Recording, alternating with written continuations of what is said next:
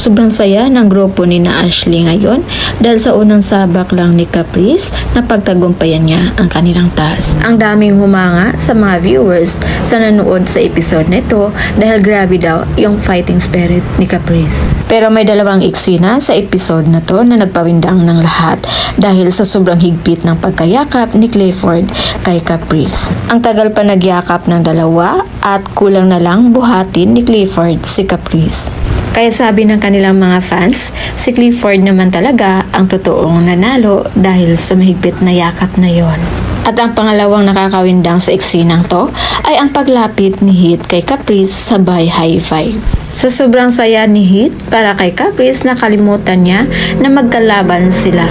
Kaya sobrang natuwa ang mga netizens dahil ginalaw na din daw ni Heath ang baso para kay Caprice.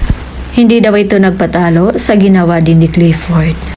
Talagang dire-diretso siyang nakipag-apiran kay Caprice. Wala siyang pakialam sa ibang housemates na kanyang dinaanan. By the way guys, hindi na nakapagtaka kung bakit ang daming nahumali ngayon kay Caprice dahil grabe talaga at iba yung determinasyon niya. Lahat halos ng pagsubok na binigay or task na binigay sa kanya ay napagtagumpayan niya. Kaya hindi nakapagtataka na napakalaki ng tsansa na isa ito sa maging big winner.